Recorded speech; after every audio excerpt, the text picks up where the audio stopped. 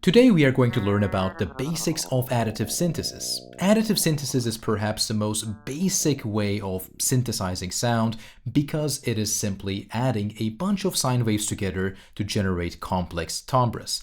And as simple as it is, we are going to see that it is possible to scale this to complex levels using Max MSP, both through the regular MSP objects as well as multi-channel objects without getting things too complicated. So let's see how this is done. Alright, I'm going to start by simply defining what additive synthesis is. And in its simplest form, additive synthesis is creating timbre, creating new timbres and sounds by adding together a bunch of sine waves. Right? Of course, there's a lot more to this. There's a lot of theory and systems and ways of thinking. We can go very far thinking about additive synthesis, but in its essence, it's the fact that we can add together different sine waves containing pure tones, pure frequencies to create a lot of different variations of timbre, even approximating real-life sounds. So how can we do this in Max MSP? Well, first, let's assume that we are using sine wave oscillators, right? So cycle tilde is going to act as a sinusoidal oscillator, is going to give us a sine tone. Then I can type in a frequency, and to hear this, I can create live.gain tilde to change essentially the volume of my audio signal. I can use limit tilde with the argument 2 to create a peak limiter. Not really necessary in this case, but it will be necessary a bit later. And then I can create easy DAC tilde to actually hear the result. And right now I do see that this sounds rather loud, so I'm going to bring it down a bit and then connect it to my easy DAC tilde object. And there, now we have a nice sine wave. I can change the frequency of this sine wave by typing in another argument, or more easily simply sending a number to the first inlet of the object.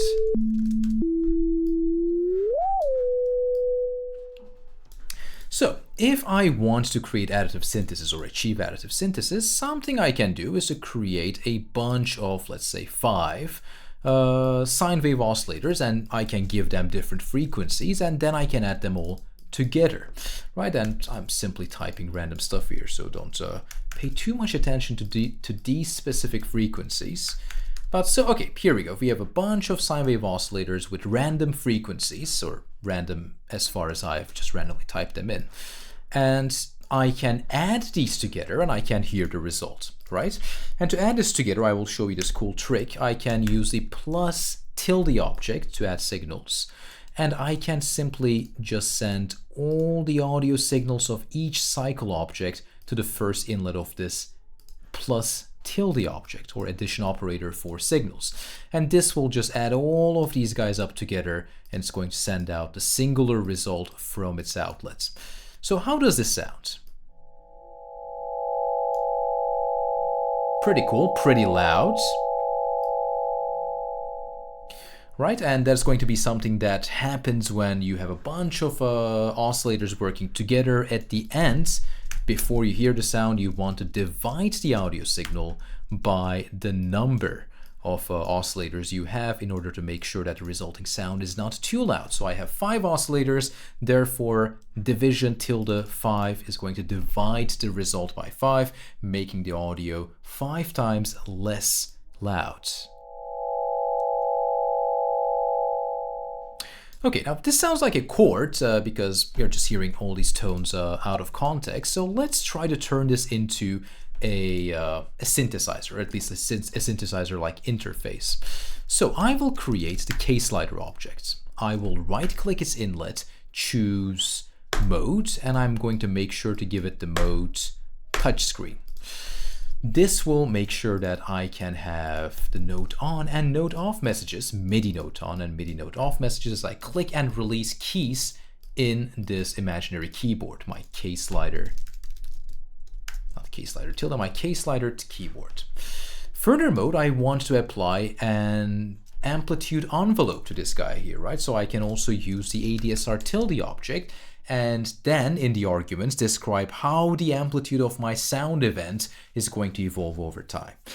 Right, I'm assuming you know what an amplitude envelope is, otherwise you can just pause the video, look at the help file of ADSR tilde on your instance of Max, or simply Google stuff. But I'm going to give the attack, decay, sustain, and release values as arguments to this object. So let's say we have an attack of 50 milliseconds and a decay of 100 milliseconds and a sustain amplitude of 0.8 and a release of 500 milliseconds. What ADSR is going to do is that if the envelope is triggered, it will send out a value from its first outlet, which we can multiply with the audio signal that we want to apply this amplitude envelope on. And then we will hear the amplitude envelope applied on the audio signal we are dealing with. So maybe just before dividing the result by 5, let's add another multiply tilde object, and let's connect its second inlet to the output of our ADSR tilde object. A simple way of converting the MIDI velocity values of K-Slider or any MIDI interface to values appropriate for ADSR tilde is to divide that number by 127, which is going to make sure that the number is between 0 and 1. Right, and this number is what I can send to my ADSR tilde. And now I can probably hear something as I click the keyboard and as I release my finger from the keyboard. Now, the different keys don't trigger different frequencies because we have not set that up yet. But let's consider this. Instead of thinking of inputting random frequencies, let's try to implement a system where we have a fundamental frequency, and then all the other cycle instances, all the other oscillators, give me multiples of this fundamental frequency. Right, so I can get my MIDI note from K-Slider and I can convert that to a frequency by using M to F. And when I have that information, I can also use the multiply object to, let's say, multiply it by 1.2 and then send that number, there we go, to, yeah, we really need real estate here when we are working with additive synthesis. And still send it here, and then also let's multiply it by 2.4 and let's send that here, and let's also multiply it by 5.5 and send that here. Whoops, I'm just mispressing everything. There we go. And then let's also multiply it by 5.9 and send that result to this cycle here. Right, so I hope that it's more or less clear what is happening here. My fundamental frequency is being multiplied with these values, which is then being used to set the frequency of the other cycle objects. And now I have this cool automated system where I can generate any timbre I want.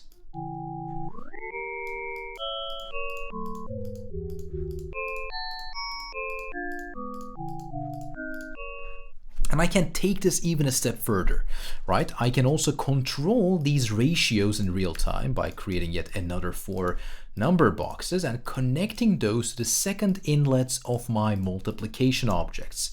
So now I can say, well, I want this to be 2.2, and I want this to be 3.7, and I want this to be 6.9, and I want this to be 10.2.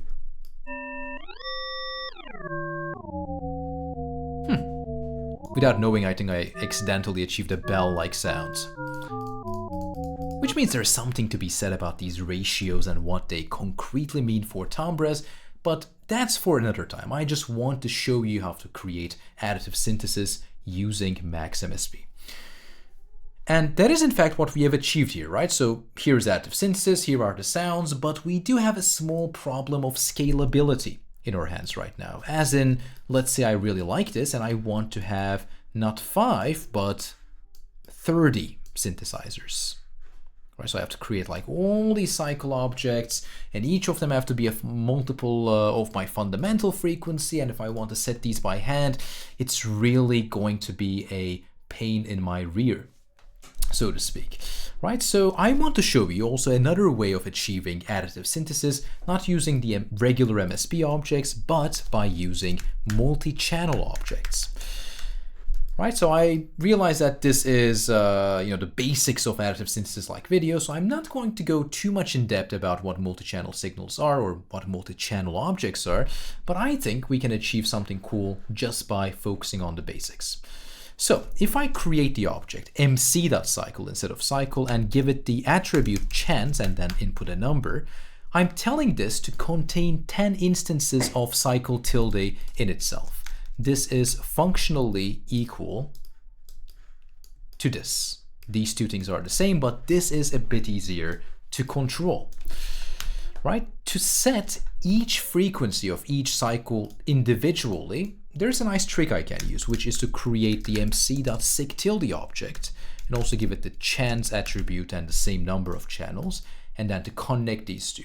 Now, whatever comes out of mc.sig is a signal, but it will set the frequencies present in my mc.cycle tilde object. Furthermore, each channel of mc.sig is going to set the frequency of that specific instance inside mc.cycle. Now, mc.sig comes with these really cool messages that lets you generate algorithmically or procedurally a range of values. If you click this and if you go to the reference tab here, you can see harmonic, increment, random range. I don't know what else is there that could be interesting. Deviate is a favorite of mine, and these can be used, as I've said, to generate these procedural range of values. So for instance, deviate, generate a random value for each channel around the center value. And how does this work? Well, I need to make a message starting with deviate, and then I need to choose how much to deviate, and let's do it 50. And then I need to find my starting point of deviation, which let's make it 500. And if I send this message to mc.sig, what will happen is that each of these channels will have a random value between 500 minus 50 until 500 plus 50.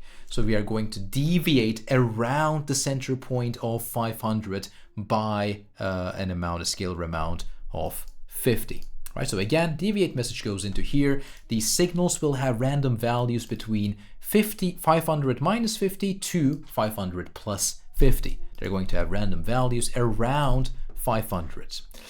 And to hear this, we can take the result of mc.cycle. We can use the mc.mixdown tilde object with the argument 2 to mix this down into stereo, and then we can give it the attribute autogain 1.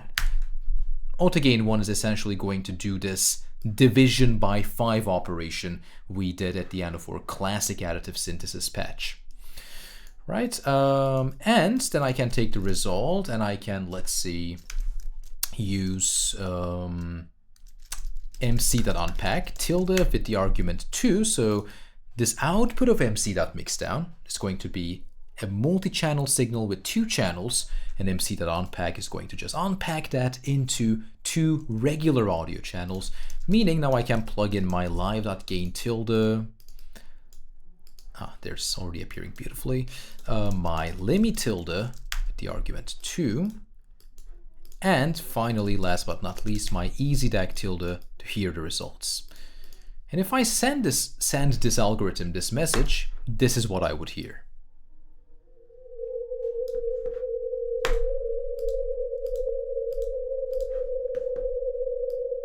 Very micropolyphonic, if I dare to say. Now, what I want, of course, is to make this a bit more interactive, right? So I can maybe generate the appropriate deviate value depending on which key I am pressing. So instead of making this message box, I can use the pack objects, say deviate 0, 0 initially. And then my central point would be the fundamental frequency. So the MIDI value from K slider turn into a frequency, and there we go, that's my starting point. But the first number corresponding with the 0 and corresponding with the second inlet of pack is going to be the amount of deviation. Right, so if it is 0 and if I press a key, all the oscillators are going to play simply the same exact frequency. But how about a deviation of 50?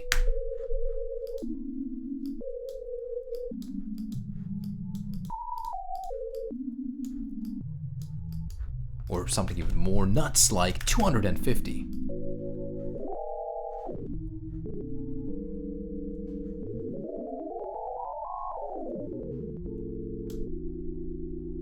Beautiful. We can even apply the same kind of ADSR envelope into this kind of system by simply creating, let's see, mc.adsr, and then let's give it some attack values and decay values and sustain values and release values. And let's make sure to give this mc.adsr the attribute chance set to 10. And let's, before mixing this down, multiply it by using mc.multiplication. So you see how easy the name of these objects are, right? It's just MSP object with an MC dot right before it. And there is no other specific thing we need to do in this case. We use the same system, MIDI velocity divided by 127 into mc.adsr. And now we can probably hear some nice, sweet envelopes. Such as this beautiful envelopes. Look at this. I noticed that if I release my key, it also like triggers a new deviation. So maybe I should make sure that I use strip note for the frequency information right here, right? So that only note on messages are going to be reported. Like this.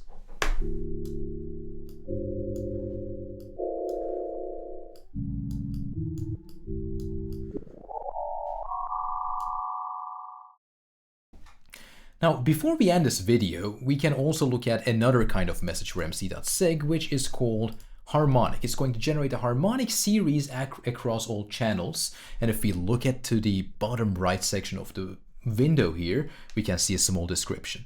The harmonic message generates a harmonic series using the second argument as the fundamental frequency and the first argument as a multiplier. So it's pretty similar to deviate, but instead we are going to use harmonic, type in two numbers, and then we're going to look at the fact that the second number is the fundamental frequency and the first number here is going to be the multiplier. So let's write like this, multiplier of 1 and then whatever fundamental frequency we get here. Sounds simple enough, a lot of harmonic sounds, and I can try a factor of 2. Suddenly we get this more cool clarinet-like hollowed out sound, or 3. I can even try, I believe, increments that are not higher than 1. So what if I try 0.5? Beautiful. Or something even lower, like 0.1. Or how about 0.01? Ooh, then we have beautiful UFO sounds. Because the frequencies are so close to each other, they're creating this nice phasing effect.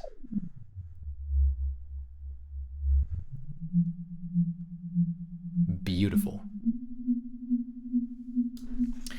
And there it is, right? This is the basics of additive synthesis. Additive synthesis is all about adding different basic sine wave tones or sine tones in order to create complex timbre. And luckily in Max MSP, there are all different ways of accomplishing this depending on how many oscillators you need and what exactly you wish to do with this.